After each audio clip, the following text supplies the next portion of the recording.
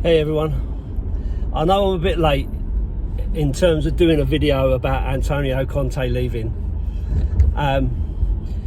but I did do a panel video last night with Chris Cowlin and some of the other guys, Melvin from Malta, Simeone, Craig and James Black from the Voice of Spurs. So we did a panel discussion about Antonio Conte, and so I didn't think it was much point in putting out a video prior to that, because then people would obviously know my views beforehand, but if you missed that, then here I am to give my opinion on that scenario. So I guess the first thing to say is I'm not shocked about the departure of Antonio Conte, but I am a little bit surprised. And I said this last night. I kind of thought that potentially the club had bigger balls than that, and that they would basically make him come back and see out the remainder of his contract, face those players that he had an issue with, and to see whether he could drive a reaction from them, whether his harsh words might have had some kind of impact on them and their attitude towards what they needed to do. And I'm not saying that was the right thing. I'm not saying that it's the right thing to make Antonio Conte come back and face the music sort of thing, but I thought it would be quite interesting, and I thought it would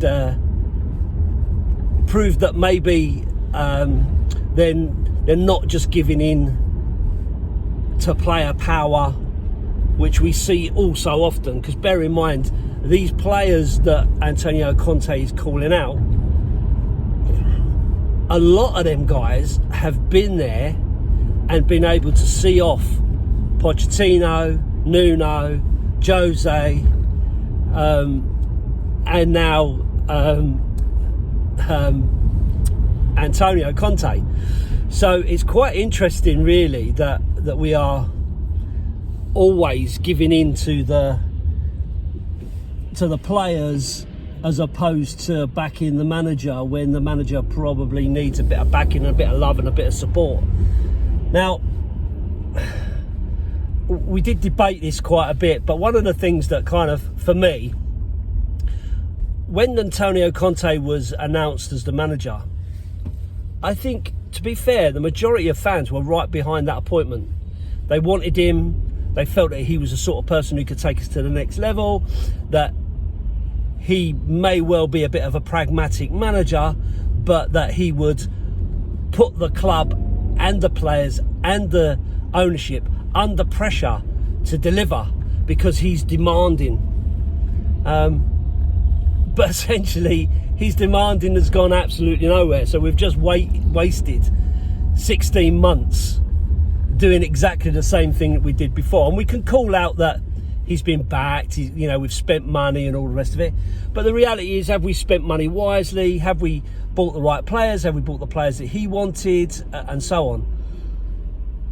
So there's a lot in that. And Antonio Conte has a lot to answer for himself, because obviously there have been opportunities where he could have changed what he was doing to get a better result, and changed his formation or utilised players or whatever, but he didn't. And so you kind of fall by your sword with that.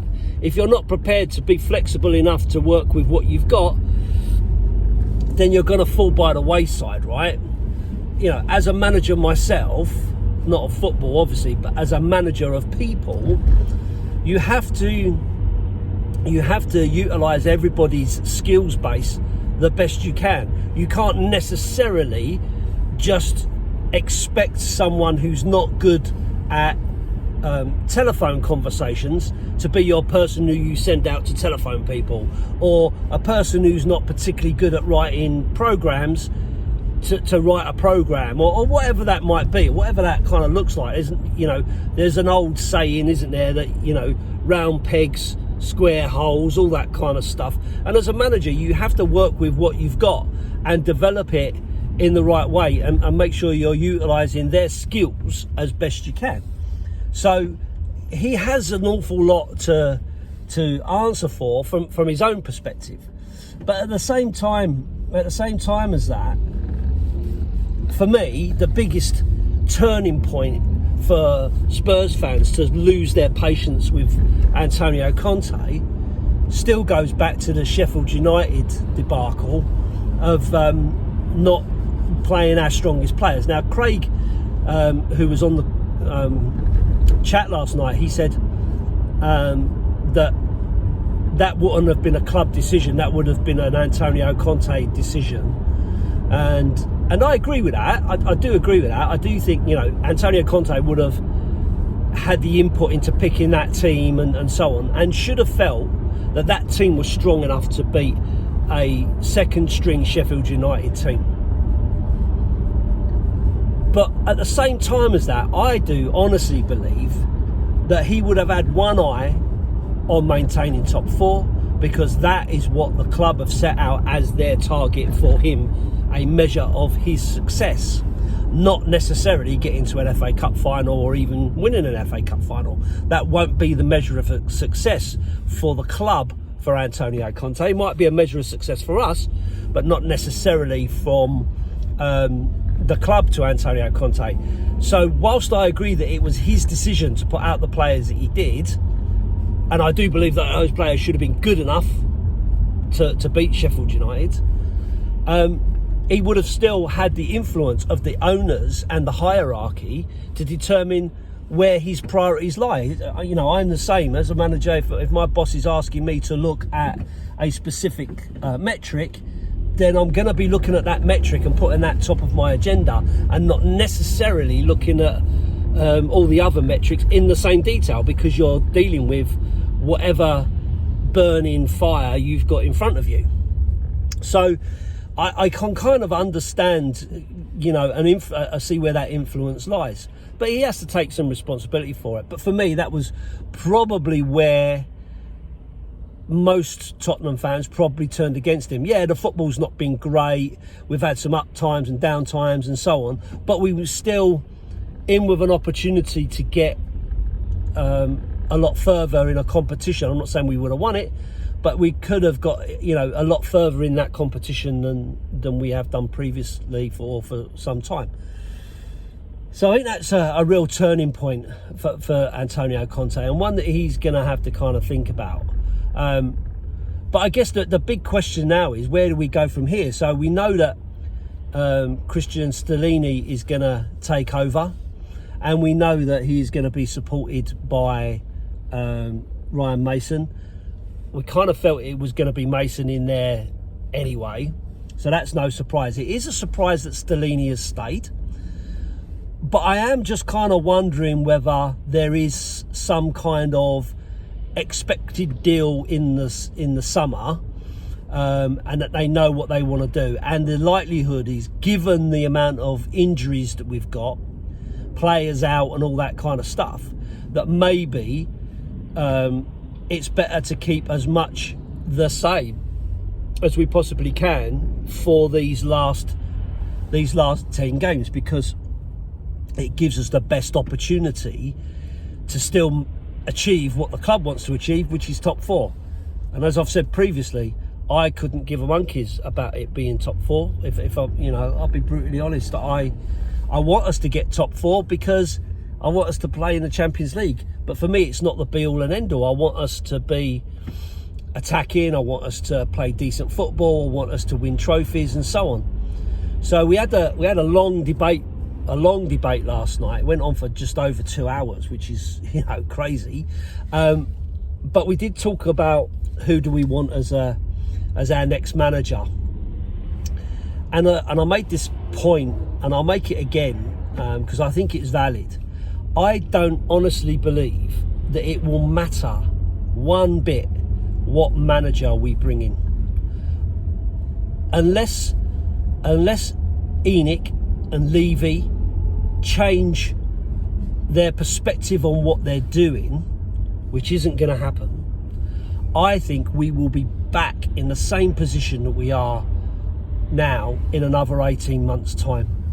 I think it will be absolutely clear that the club's not for changing, and you either work within that hierarchy and achieve what the club sets out to achieve, which essentially is top four, and that will be the measure of success, and we will keep on that way. And if by any luck we pick up something in the meantime, so much the better, because that will keep those the menial fans happy, those people that kind of pay money to us but essentially are not really that important, as long as we keep chucking them a bone. So when asked the question about who I wanted, if I had to pick anybody, then I said we may as well go for Poch. Now, I've said previously, and I don't go against this, Pochettino coming back is probably a backward step, because if he didn't achieve anything previously, what makes us think he's going to achieve anything going forward? He hasn't really changed. He's still the same person. He'll still have the same ethos and so on. So I don't think he's going to take us to the next level. I don't think he's going to get us somewhere that we couldn't get with, Conte or anyone else. What I do think is that what he will probably do is galvanise the fans, galvanise the squad, and bring some unity and some pride back to us as fans, and make us feel all lovey-dovey again. But what it won't do is give us that next step forward. Now, the benefit of Pochettino, as opposed to anybody else, is the fact that he has been there before, he has worked with Levy before, and he has overachieved before, and so he may well get a little bit more opportunity than a new manager, because he'll know how to deal with Daniel. He'll know, how their relationship worked before, and what was good and what was bad, and I see that they still are on decent enough terms, which clearly isn't the case with Conte, given the see you later notification that Daniel Levy gave him. So, like I say, I don't want people to think that I'm conflicted or I'm going against what I've said previously, because I am very, very honest in my assessment. I don't think Pochettino is going to take us to the next level. I think it will be a good PR move from Enoch and Levy. I think it will make the fans feel happier and settled, but ultimately it's still going to be doomed to failure, because they are not going to change the business model that they've got. Football to Enoch is just another finger in another pie of things that they do in the portfolio of the Tottenham area. They're buying up places left, right and centre. We know that they want to build a hotel, and they want to build flats, and they want to build a concourse that goes direct from the station right away to the ground, so that all the shops and everything that you buy is all basically just going straight into their coffers. So we know what their longer term plan is, and obviously, and I'm not against the fact that the stadium's being used for other things. I think it makes absolute sense. Why would you not utilise your biggest asset? But at the same time, for us as football fans, it should be on the basis of putting back into the football club to make the football club bigger, better, stronger, more successful.